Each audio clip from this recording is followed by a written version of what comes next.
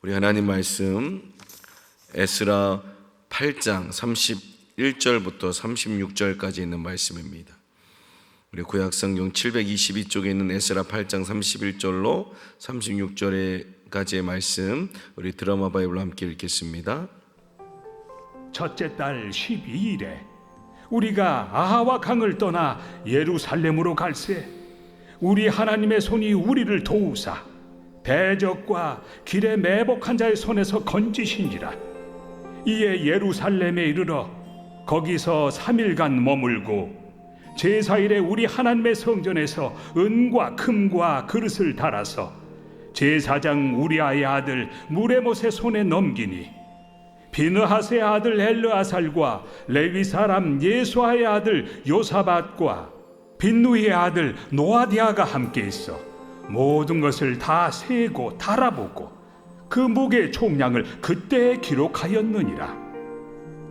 사로잡혔던 자의 자손 곧 이방에서 돌아온 자들이 이스라엘의 하나님께 번제를 드렸는데 이스라엘 전체를 위한 수송아지가 12마리요 또 순양이 96마리요 어린 양이 77마리요 또 속죄제의 순념소가 12마리니 모두 여호와께 드린 번제물이라. 무리가 또 왕의 조서를 왕의 총독들과 유브라데 강 건너편 총독들에게 넘겨주매 그들이 백성과 하나님의 성전을 도왔느니라. 아멘. 오늘 본문의 말씀을 통해서 하나님이 우리를 도우사라는 제목으로 말씀을 함께 나누겠습니다. 오늘 본문 말씀은 제2차 포로 귀한 자들이 예루살렘에 무사히 도착한 것에 대한 기록입니다. 31절 말씀을 우리 한번 같이 읽겠습니다. 31절 시작. 첫째 달 12일에 우리가 아하 강을 떠나 예루살렘으로 갈새 우리 하나님의 손이 우리를 도우사 대적과 길에 매복한 자의 손에서 건지시지라. 아멘. 에스라를 지도자로 세운 제2차 포로 귀환 행렬은 아하 강을 떠난 지 4개월 만인 1월 12일에 드디어 부모 세대로부터 말로만 듣던 그 부모의 조국인 예루살렘에 무사히 도착하게 됩니다. 그런데 그들이 도착하기까지 많은 위험을 직면하게 되죠. 근데 7장과 8장을 여러분 계속 읽어보면 하나님의 선한 손이 그들을 지켜주십니다. 그들 앞에는 많은 대적들이 있었습니다. 이 대적은 누구냐면 당시 페르시아 바사 제국에 대항하는 반군들이었습니다. 바사 페르시아 왕이 고레스의 칙령에 의해서 남유다로 포로민들을 귀환시켜 주잖아요. 근데 그것에 대해서 반감을 갖고 그들에 대해서 공격하고 싶었던 그런 반군들을 대적이라고 성경은 기록하고 있습니다. 이스라엘 이 자손들이 이 바사의 특별한 배려를 받고 예루살렘으로 귀환하는 것에 대해서 못마땅했던 사람들이 있었다라는 거예요.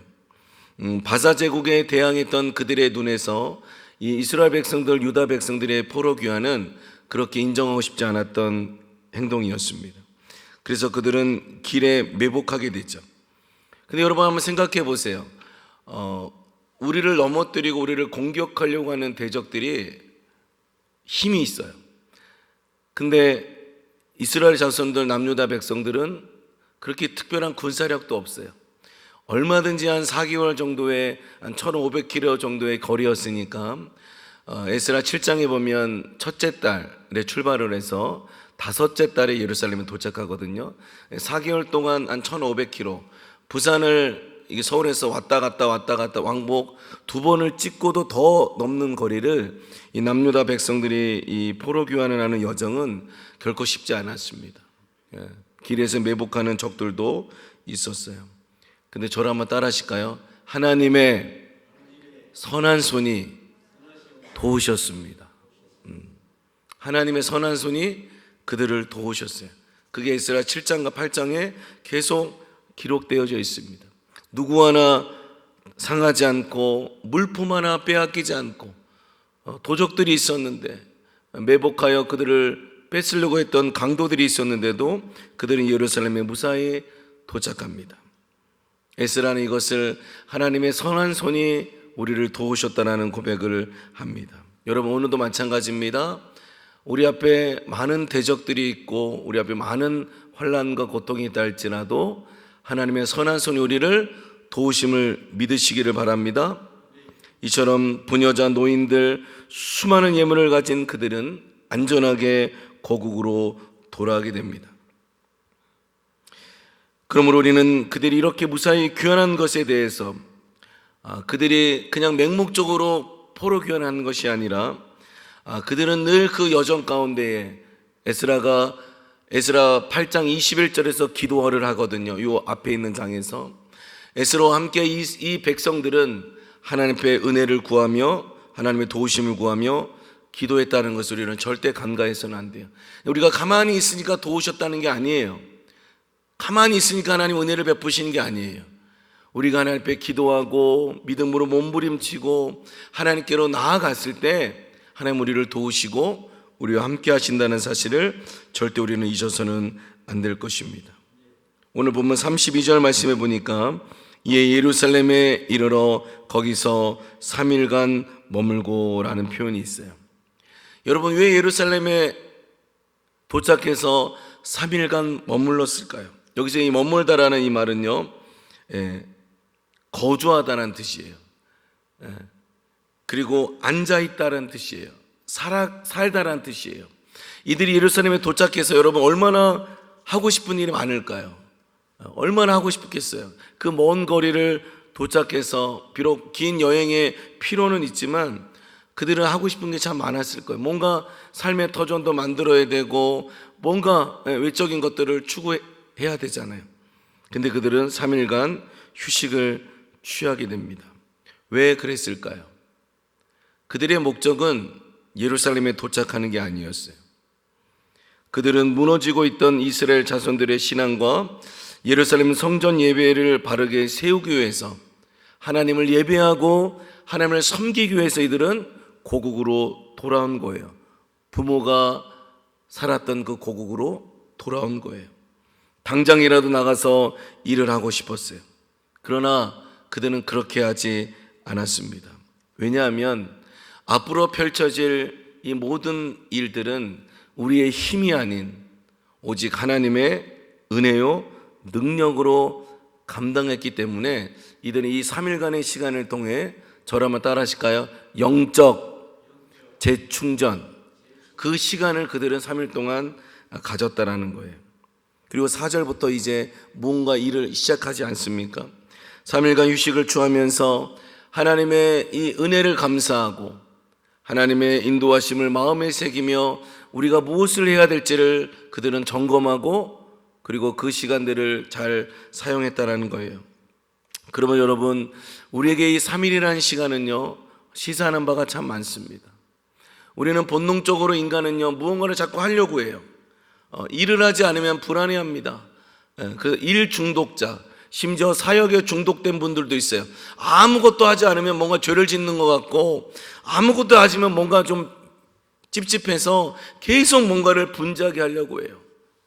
물론 일하는 거 여러분 필요합니다. 그러나 때로는 우리의 자아와 우리 어떤 육적인 생각들을 다 내려놓고 하나님께로 집중해야 될 시간도 필요하다는 거예요. 우리가 성도로서 하나님의 자녀로서 하나님의 일을 감당합니다. 근데 그때 먼저 우리가 해야 될 것은 우리의 힘을 빼는 시간을 가져야 된다는 거예요. 이 예루살렘에 도착했던 이 백성들의 이 3일의 휴식은 단지 잠을 자고 단지 음식을 취해서 피로를 회복하는 시간일 뿐만 아니라 이들이 이제 앞으로 이곳에서 해야 될 우리를 통해 이루시고자 하시는 하나님의 사명을 깨닫고 그 사명을 내 안에 다시 한번 리마인드 시키고 회복하고 결단하는 시간을 이들은 가졌다는 거예요. 여러분 기억하십시오. 하나님의 일은 하나님이 하시는 것입니다. 교회의 부흥도 하나님이 주시는 거예요. 전도의 열매, 선교의 열매도 하나님이 주시는 거예요. 그럼 우리의 힘을 다 빼야 돼요. 힘이 들어가면 안 돼요. 절대 목회자가, 재직들이, 여러분 부서의 어떤 리더들이 힘을 부리면 안 돼요. 힘을 다 빼야 돼요. 그리고 오직 누구만 드러나야 돼요? 주님만 드러나야 돼요. 할렐루야. 주님의 이름만 높아지고 주님의 뜻만 선포되어지고 주님의 이름만 높임을 받으실 줄로 믿습니다. 자, 이제 35절에 있는 말씀을 우리 함께 읽겠습니다. 본문 35절입니다. 시작. 사로잡혔던 자의 자손 곧 이방에서 돌아온 자들이 이스라엘 하나님께 번제를 드렸는데 이스라엘 전체를 위한 수송아지가 12마리요 또 순양이 96마리요 어린 양이 77마리요 또 속죄제의 순염소가 12마리니 모두 여호와께 드린 번제물이라. 아멘. 그 영적 재충전의 시간을 갖고 이제 이들은 하나님 앞에 번제로 예배를 올려드립니다. 여기서 사로잡혔던 자의 자손, 이방에서 돌아온 자들은 서도에서 말씀드렸던 제2차 포로 귀한 자들을 의미합니다. 그들은 이 예배를 통해서 다시는 우리가 바벨론의 포로로 잡혀갔던 이 부모 세대가, 그리고 그 부모 세대가 하나님 앞에 범죄함으로 이방인의 심판을 받아서 바벨론에 끌려가서 그 수치와 그 모든 조롱을 받았던 그 시간들을 다시는 범치 말자라는 마음으로 하나님 앞에 헌신하며 하나님 앞에 예배를 드리기 시작합니다. 여러분, 번제가 무슨 제사입니까? 짐승의 제물을 불에 태워서 그 향기로 하나님을 기쁘시게 해드리는 제사입니다. 그 번제단 위에서 우리를 대신하여 희생되는 짐승의 모든 것을 불에 태워 완전히 태우는 전적인 헌신을 의미하는 제사가 바로 번제입니다. 그러므로 이 번제는 철저한 자기 희생 그리고 헌신을 상징하기에 번제를 드리게 반드시 우리가 알아야 될 것이 무엇입니까? 우리 자신이 어떤 자인 것을 깨달아야 된다는 거예요. 단지 제사를 지내고 번제를 드리는 것 중요한 게 아니라 우리가 하나님 앞에서 어떤 존재인 것을 깨달아야 돼요. 여러분, 우리가 예배를 드릴 때 뭘 깨달아야 됩니까? 시간이 됐으니까 와서 예배 드리는 게 중요한 게 아니고 예배를 드리는 내가 누구인지를 깨달아야 돼요. 나는 하나님의 은혜로 구원받은 자다. 나는 예수 그리스도의 십자가의 죽으심으로 구원받은 자다. 이제 나를 통해 하나님은 하나님의 뜻에 순종하고 하나님만을 바라보기를 원하신다. 그런 마음으로 예배를 드리는 것과 그런 아무런 인식 없이 예배를 드리는 것은 다르다는 거예요. 번제를 드릴 때 이들은 용서받을 수 없는 나 같은 죄인이 이 짐승의 희생을 통해 하나님은 나를 용서하시는구나.